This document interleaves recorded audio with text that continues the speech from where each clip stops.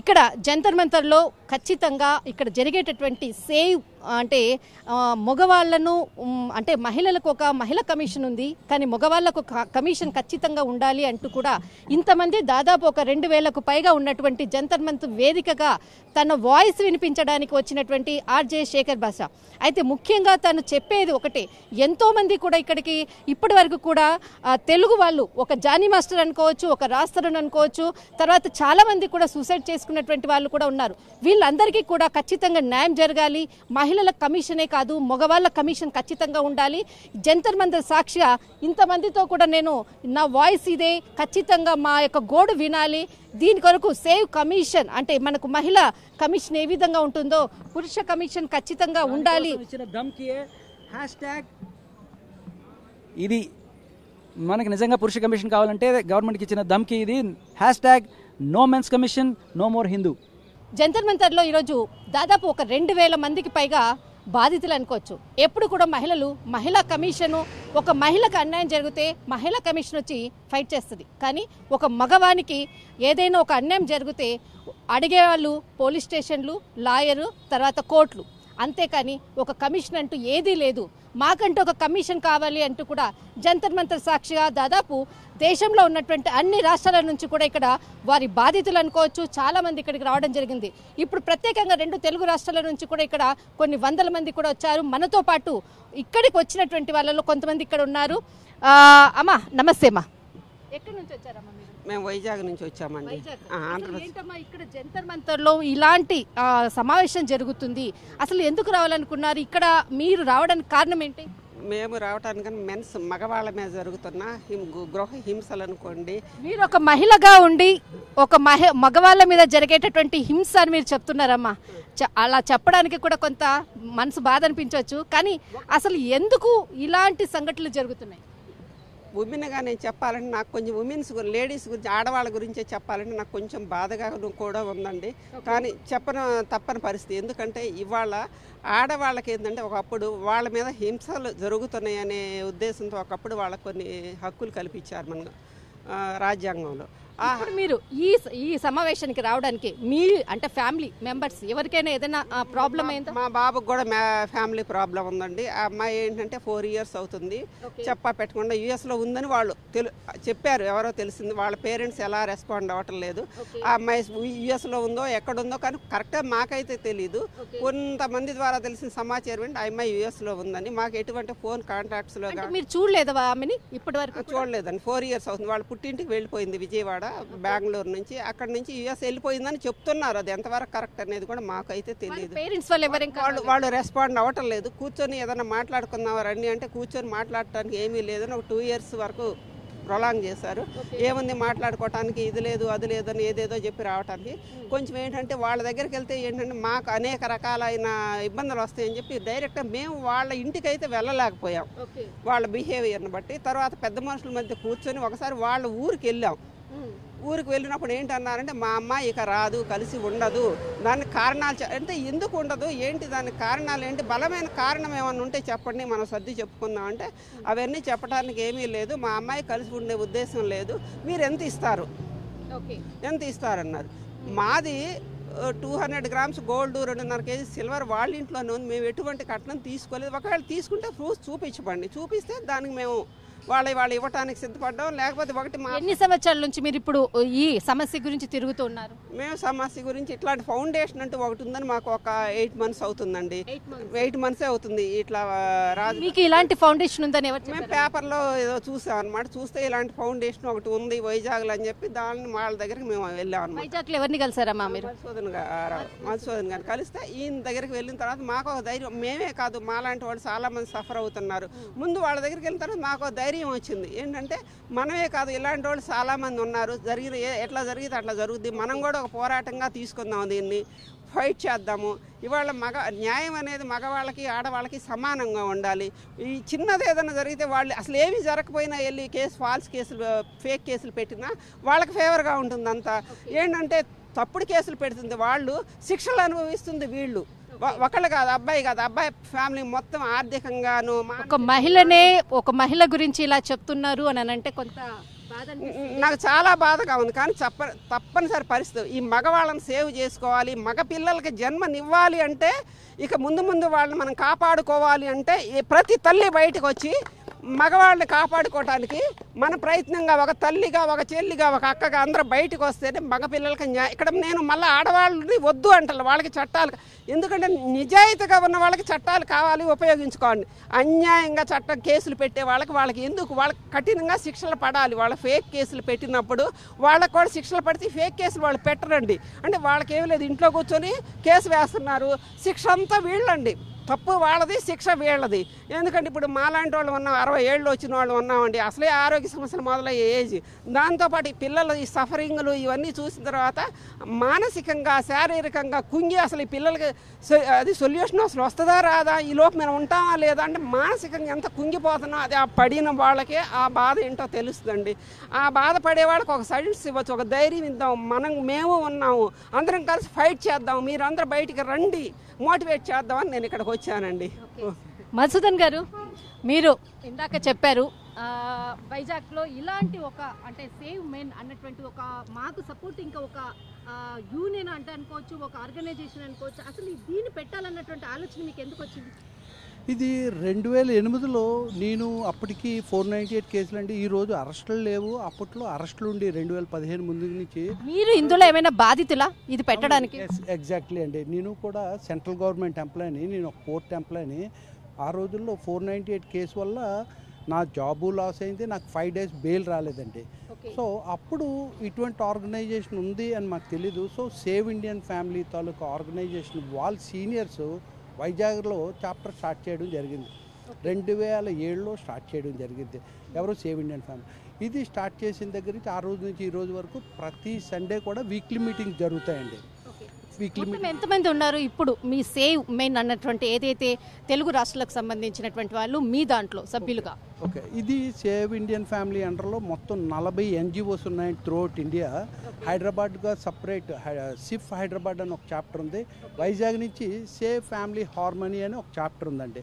మా గ్రూప్లో 1000 పీపుల్ ఉంటారు. వాట్సాప్ గ్రూప్లు ఉంటాయి విడివిడిగానే. వాళ్ళకి ఫ్రీగా మనం ప్రతి సండే కూడా ఫ్రీగా కౌన్సిలింగ్ ఇస్తుంటాం. వాళ్ళకి ఎలా ఎదుర్కోవాలి, ఏటి ఎలా ఫేస్ చేస్తున్నారు మీరు, ఏటి మేము కూడా ఒకప్పుడు విక్టిమ్సే, మీరేం బేజారు పడద్దు అని చెప్పేసి ఇటువంటి వ్యక్తులకి మనం ఒక చిన్న భరోసా. మధుసూదన్, మొత్తము మీ యొక్క బ్యాక్గ్రౌండ్ దీన్ని పెట్టడానికి చాలా బలమైన కారణాలు మీకు ఉండొచ్చు, కానీ ఒక్క మాటలో మీరు ఏదైతే ప్రాబ్లమ్ని పడ్డారో ఆ పడ్డటువంటి కష్టంలో మీరు ఒక్క మాటలో చెప్పండి, మీరు ఎలాంటి ప్రాబ్లం ద్వారా దీన్ని ఆర్గనైజ్ స్టార్ట్ చేయడం జరిగింది? సింపుల్గా చెప్తానండి. ఈరోజు మేము ఇక్కడికి వచ్చింది ఏంటంటే, సింపుల్గా చెప్పాలంటే మెన్ కమిషన్ కోసం వచ్చామండి. ఎందుకు మెన్ కమిషన్ కావాలి అంటే సింపుల్ లాజిక్ అండి. పశువర్ధక శాఖ, యానిమల్ అండ్ హస్బెండరీ, స్త్రీ శిశు సంక్షేమ శాఖ, అర్థమైందా, women and child organization. So వాళ్ళందరికీ కూడా ఒక శాఖ ఉన్నప్పుడు మాకెందుకు ఉండకూడదు? సింపుల్ రీజన్ అండి. ఎందుకు ఉండాలి అంటే, ఈరోజు పశువుకి ఉన్న రక్షణ కూడా మగవాడికి లేదు. ఎందుకంటే మగవాడు కూడా పశువు అని తిడతారు కదా. అది సో ఇక్కడ మా ఇదేంటంటే బోర్డర్లో చూడండి, ఈరోజు బోర్డర్లో ఎక్కువ మంది ఎవరు చనిపోతున్నారు. నెక్స్ట్ స్కావెంజర్స్, పాకీ పనులలో చూడండి ఎక్కడన్నా ఎవరన్నా కనబడుతున్నారా? లేదు. అలాగే ఈరోజు ఎక్కువ పే గవర్నమెంట్కి ట్యాక్సుల రూపంలో ఎవరు పే చేస్తున్నారు? ఇలాగ ప్రతి రంగంలో మగవాడు ఎంతో కీలకమైన రోల్ ఉన్నప్పుడు వీడికి ఎందుకు కమిషన్ ఉండకూడదు? సో సింపుల్గా సో మేము అందుకే మెన్కు కూడా ఒక కమిషన్ ఉన్నట్టయితే ఎందుకు ఉండాలి? చట్టం ఏం చెప్తుందండి? చట్టం ఎవరికి చుట్టం కాదు, ఈక్వల్గా చూడాలి అని చెప్తున్నారు. కానీ ఇక్కడ జరిగేది ఏంటండి? పక్షపాతి, స్త్రీ పక్షపాతి లెజిస్లేషన్ అంతా ఆడవాళ్ళకి అనుకూలంగా ఉంది. మేమేం చెప్తున్నాం, ఇఫ్ మగోడు ఎన్నో తప్పు చేసినట్టయితే దండించండి యాజ్ పర్ చట్టం ప్రకారం. అలాగే ఫాల్స్ కేసు పెట్టారు వాళ్ళు, అది ప్రూవ్ అయితే ఇమీడియట్గా వాళ్ళకి కూడా శిక్షలు పడ్డాయి అనుకోండి, అట్లీస్ట్ 50% డైల్యూట్ అవుతుంది కదా జాబుల లాసు. ఈ మధ్య ప్రాణాలు తీసేసుకుంటున్నారండి, సూసైడ్. మీరు అతుల్ సుభాష్, అర్థమైందా? ఇటువంటి చెప్పారు, మన శేఖర్ చెప్పారు. ఇలాగ కొన్ని వందల మంది ఎవ్రీ 8 minutesకి ఒక మ్యారీడ్ మ్యాన్ సూసైడ్ చేసుకుంటున్నాడండి. NCRB రిపోర్ట్స్ తీసుకోండి, national crime record bureau. So వాళ్ళు రిపోర్ట్స్ తీసుకున్నట్టయితే మీకే క్షుణ్ణంగా తెలుస్తుంది. ఈరోజు ఇక్కడికి ఎంతమంది వచ్చారు? ఈరోజు సుమారు 2000 మంది 40 NGOs ద్వారా త్రూఅవుట్ ఇండియా నుంచి 2000 మంది సుమారు గ్యాదర్ అయ్యామండి. మా మెయిన్ డిమాండ్ మెన్ కమిషన్. ఈరోజు మాకు ఎంత పెథటిక్ సిచ్యువేషన్ అంటే, మీరు ఈరోజు దిశ చూసుంటారు, నిర్భయ చూసుంటారు, ఇమీడియట్గా ఒక హెల్ప్ లైన్ నెంబర్ కేటాయిస్తున్నారు. మాకంటూ ఒక హెల్ప్ లైన్ నెంబర్ లేదు. గత 8 సంవత్సరాల నుంచి మన ఓన్ ఖర్చులతో ఒక హెల్ప్ లైన్ నెంబర్ మా సొంత ఖర్చులతో మేము మెయింటైన్ చేస్తున్నాం. ఆ నెంబర్ హెల్ప్ లైన్ నెంబర్ 8882498. ఇది మెన్ కోసం క్రియేట్ చేసిన హెల్ప్ లైన్ నెంబర్ అండి. మా ఓన్గా నడిపించుకున్నాం. ఇక్కడ కూడా ఒక చిన్న రాజకీయం మీరు గమనించారు. 8882498. సో 8882498 ఇది మా ఓన్గా నడుపుకున్నటువంటి హెల్ప్ లైన్ నెంబర్ అండి. మాకేమన్నా దయతలిచి గవర్నమెంట్ ఇమీడియట్గా మెన్ కమిషన్ మాకంటూ ఒక హెల్ప్ లైన్ నెంబర్ ఇస్తే ఈ సూసైడ్ బారీల నుంచి కొన్ని తెలుగు రాష్ట్రాల్లో ఉన్నటువంటి గవర్నమెంట్లను ఏమైనా మీరు కలవడం జరిగిందా? పిల్స్ వేయడం జరిగింది, ఎప్పటికప్పుడు రిప్రజెంటేషన్ ఇవ్వడం జరిగింది. సో అక్కడ చాలా బ్యాడ్ థింగ్ ఏంటంటే, మగవాళ్ళు రూల్ చేస్తున్నారు కదా, మీకు కమిషన్ ఎందుకయ్యా అని క్రిటిసైజ్ చేస్తున్నారు మమ్మల్ని. అది సో మీ మీడియా ద్వారా రాజకీయ నాయకులు ఇటువంటి అంటే ఎలా అంటే, సపోజ్ ఒక దోమ ఒక ఇంట్లో కుడితే ఆడికే నొప్పి, ఊరంతా కుట్టింది అనుకోండి, ప్రతి ఒక్కడికి నొప్పి పడుతుంది. మేమేం థింక్ చేస్తున్నామంటే, పార్లమెంట్లో ఉన్న వాళ్ళకి రాజకీయ ప్రతి ఒక్కడి ఇంట్లో ఒక 498 కానీ నమోదైంది అనుకోండి, అప్పుడు దీని తాలూకా తీవ్రత ఏంటి అన్నది గ్రౌండ్ లెవెల్లో తెలుస్తుంది. అప్పుడు మేబీ ఏమైనా చట్టాలు మారచ్చేమో. అది మా కోరిక. అది రైట్. మీరు ఎక్కడి నుంచి వచ్చారు? హైదరాబాద్ అండి. హైదరాబాద్. మీరు అంటే మీరు కూడా బాధితుండండి. 6 ఏళ్ల నుంచి నేను ఫైట్ చేస్తున్నానండి. అంటే ఏంటి అంటే మీ లైఫ్లో జరిగినటువంటి సాడ్ థింగ్ ఏంటి? నాకు పెళ్ళైనప్పటి నుంచి అమ్మ ఇంట్లో ఒక 2-3 రోజులు ఉందండి అంతే. సో చిన్న చిన్న మాటలు వచ్చాయి. సో ఆ తర్వాత ఇంకా మా మీద ఫేక్ కేసులు అవి పెట్టడం జరిగిందండి. 498A DVC 125. అంటే ఉట్టిగానే పెట్టేస్తారా? ఏదో ఒక మీ నుంచి కూడా ఏదైనా ప్రాబ్లమ్స్ ఏదైనా అంటే ఇప్పుడు మాటలు వస్తుంటాయండి. మరి కేసులు పెట్టుకునే అంత రేంజ్ అయితే ఏం లేవు. సో మామూలు మాటలు వస్తుంటాయి. సో వాటికి సంబంధించి మాకేం సమాధానాలు చెప్పకుండా మా మీద అథారిటీ చెలాయిస్తూ మీరు మా మాట వినాలి అన్నట్టుగా వాళ్ళ వ్యవహారం ధోరణి ఉండేది. సో మేము కూడా చాలాసార్లు అడిగాం. వాళ్ళు విమెన్ ప్రొటెక్షన్ సెల్కి వెళ్ళారు, అక్కడ కూడా మేము చెప్పామన్నమాట. వాళ్ళు ఏంటంటే బేసిక్గా స్టార్టింగ్ నుంచి మా మీద అథారిటీ చెలాయించే ప్రయత్నం చేశారు వాళ్ళు, నేను చేసుకున్న వాళ్ళు. సో మేము కూడా చాలా ప్రశ్నలు అడిగాము, మాకు ఎక్కడ సమాధానాలు దొరకలేదు. సో మా మీద తప్పుడు కేసులు వేయడం జరిగింది.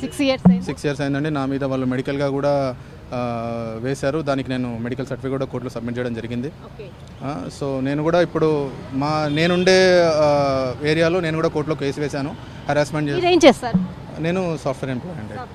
సాఫ్ట్వేర్ ఎంప్లాయ్, హెచ్ఆర్గా పనిచేస్తానండి సాఫ్ట్వేర్ కంపెనీలో. శేఖర్, ఇప్పుడు మీ చుట్టూరా చాలా మంది బాధితులు వాళ్ళ యొక్క ఫ్యామిలీ ఇష్యూస్ తోటి ఇక్కడ జంతర్ మంతర్కి వచ్చారు. మీరు ఒక యాక్టివిస్ట్గా ఇంతమంది కొరకు మీరు ముందుకొచ్చారు. బట్ మీకు ఎలాంటి బాధ అయితే లేదు, కానీ వీళ్ళ కొరకు ముందుకొచ్చారు. అసలు మీరు వీళ్ళ కొరకు ముందు ఏ విధమైనటువంటి చర్యలు చేయాలనుకుంటున్నారు? సో వీళ్ళందరూ ఇందాక చెప్తున్నారు ఉమెన్స్ కోసం సపరేట్ కమిషన్, ఉమెన్స్ కోసం police station, women protection cell కాదమ్మా. వీళ్ళందరికీ ఉన్న అపోహ అది ఉమెన్ కాదు, wife protection cell, wife commission. ఎందుకంటే నేను ఇందాక ఒక తల్లి బిడ్డ కోసం వచ్చింది, నేను ఈ తల్లి కోసం నిలబడి మాట్లాడుతున్నాను. నిజం చెప్తున్నాను, నేను కన్న తల్లిని ఎవడన్నా తిడితే వాడి తాట తీసే చట్టం రావాలి మన దేశంలో. ఎవడన్నా సరే ఎల్కే అనే మాట రావాలంటే వాడికి ఉచ్చపడే చట్టం తీసుకురావాలి. ఎక్కడ చేసావు నువ్వు చట్టం? ఎంతసేపు వైఫ్కి, ఉంచుకున్న దానికి, గర్ల్ ఫ్రెండ్స్కి, వీళ్ళకి పనికొస్తుంది చట్టం. ఒక తల్లికి, ఒక వృద్ధురాలకి. ఇప్పుడు ఏ రోజైనా మీరు గమనించారమ్మా, ఒక తల్లి నన్ను ఈ కోడలు వేధిస్తోంది అని చెప్పి కేసు పెట్టగలిగిందమ్మా? ఈవిడ వెళ్ళి ఆ కొడుకు కోడలు ఇదైపోతారేమో, డివైడ్ అయిపోతారు, మన వల్ల వాళ్ళకి సమస్య రాకూడదు, వాళ్ళు బాగుంటే చాలు, మనం ఎలా ఉన్నా పెట్టకపోయినా మీరు వెళ్ళి పెట్టినా తీసుకోరు. ఎందుకంటే అది wife police station, women police station కాదు. ఉమెన్ అంటే చెల్లి కూడా, తల్లి కూడా, అక్క కూడా. కానీ వాళ్ళకి రైట్స్ లేవు. ఓన్లీ పెళ్ళానికి మాత్రమే అక్కడ చెల్లుబాటు అవుతుంది. ఎందుకంటే డబ్బులు గుంజడానికి అదే చట్టం. ఉమెన్ అంటే ఒక భార్య కాదండి, తల్లి, చెల్లి, అక్క, వీళ్ళందరూ కూడా ఉమెన్స్. ఒక ఆడవ మనిషి, ఒక లేడీ చేసే కంప్లైంట్కి వీళ్ళందరూ సఫర్ అవుతున్నారు. మరి వీళ్ళు ఉమెన్స్ కాదా? మరి వీళ్ళకి ఎలాంటి న్యాయం కావాలి? వీళ్ళు ఎక్కడికి వెళ్ళి చెప్పుకోవాలి? నేను మీ సమక్షంగా నేను ఒకటి అడుగుతున్నాను గవర్నమెంట్ని, మోడీ గారిని. తల్లి కోసం ఒక చట్టం తీసుకురండి. తల్లిని దూషించిన వాడు ఎవడైనా సరే ఎవడైనా సరే అది ఒక టెర్రరిజంతో సమానంగా తీసుకెళ్లి లోపలేయండి. తల్లులు ఎందుకండి, తల్లులు అవసరం లేదు వాళ్ళకి.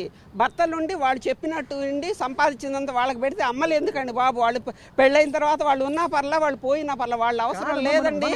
మీ సంగతి కాదమ్మా, అబ్బాయి చూసినా కూడా అమ్మాయిలు ఒప్పుకుని, అంటే అందరూ నేను అనలేదండి, కొంతమంది అమ్మాయిలు అమ్మాయి మదర్తో మాట్లాడితే ఒప్పుకోలేకపోతుంటండి. వాళ్ళకి ఏంటంటే వాళ్ళతో మాట్లాడుతారు. అదే విషయం ఆయన అంటున్నాడు, తల్లిని తిట్టిన వాళ్ళు కోడలండి ఏం అభియోగం చేసిందో తెలుసా? వాళ్ళ అమ్మతో ఫోన్లో రోజు మాట్లాడుతా, అంటే తల్లితో అంటే 25 ఏళ్ళు పెంచి కన్నా తల్లి పెంచి జాబ్ వచ్చి అన్ని చేసిందా, క్వాలిఫికేషన్ ఏంటి చూసి అన్ని చూసుకుని నువ్వు భారీగా వచ్చావు, తల్లితో మాట్లాడొద్దండి. ఇంకెందుకండి మరి? తల్లి లేకుండా కొడుకు వచ్చాడు, నీకు భారీగా వచ్చిన రోజు నీకు అన్ని హక్కులు కావాలంటే తల్లి ఏమైపోవాలి? తల్లి ఎక్కడ చెప్పుకోవాలి? ఇది ఒక చాలా చిన్న మ్యాటర్ అమ్మా. నా దృష్టిలో ఇంకా చాలా దారుణం అనేది. రాజ్ తరుణ్ కావచ్చు, రీసెంట్గా అలేకేజీ టిపికల్స్లో ఆవిడ పచ్చి బూతులు తల్లిని తిడుతోంది. ఇంకా పవన్ కళ్యాణ్ గారి తల్లిని కూడా తిట్టిన వాళ్ళు ఇవాళ పోసాన్ గారు అయితే లోపల ఉన్నారు, కానీ తిట్టిన వేరే లేడీ ఉంది. ఆవిడ ఇంకా బయట ఎందుకు ఉంది? ఎందుకంటే ఒక మహిళను తిడితే ఇది కాదు, మగాడు మాత్రం తిట్టకూడదు కాదు. ఎవరికైనా తల్లి తల్లే. తల్లిని ఎవరు తిట్టినా దయచేసి మోడీ గారు ఈ ఒక్క చట్టం తీసుకురండి. తల్లిని ఎవడు తిట్టినా తీసుకెళ్లి ముందు వెనక చూడకుండా లోపలేసి వాడికి ఒక శిక్ష పడేట్టు, అమ్మాయి అయినా అబ్బాయి అయినా సరే ఉంటే ఇటువంటి దరిద్రం అనుకుంటుంది. అన్నిటికంటే మంచి భారతీయ నారి అంటే మనకి ఎంత రెస్పెక్ట్. అటువంటి భారతీయ నారి నోట్లో ఇటువంటి పచ్చి బూతులు తల్లిని తిట్టే సంస్కారాన్ని మనం ఎప్పుడైతే ఎటువంటి చట్టాలు చేసుకోకపోతే, లావణ్య పచ్చి బూతులు ఎల్కే అని చెప్పి తిట్టడం, ఇటువంటి తల్లిని తిట్టున్న ఆ సంస్కారం విష సంస్కృతిని మనం సరైన చట్టాలు లేకపోవడం పెంచి పోషిస్తున్నాం. రోజు రోజుకి ఒక్కొక్కళ్ళు రెచ్చిపోయి తల్లిని తిట్టడం, వీడిని తిట్టరు తల్లిని తిడతారు. ఇది చాలా డేంజరస్. ఖచ్చితంగా తల్లిని తిట్టిన అమ్మాయి అయినా అబ్బాయి అయినా సరే వాళ్ళకి శిక్ష పడుతుందనే భయం ఉంటే మన సంస్కారం మన సంస్కృతి చెడిపోదు. ఆడవాళ్ళని మనం గౌరవించుకోవాలి, వాళ్ళు గౌరవింపబడే రేంజ్లోనే వాళ్ళ సంస్కారం ఉండాలని ఈ చట్టం చేయమని అడుగుతున్నారు. ఇక్కడ జంతర్ మంతర్లో జరిగినటువంటి మన వెనకాల ఎవరైతే వాళ్ళ ఫ్యామిలీస్లో మొత్తం అంతా కూడా బాధలతోటి ఇక్కడికి వచ్చి జంతర్ మంతర్లో కొన్ని వేల మంది కూడా రావడం జరిగింది.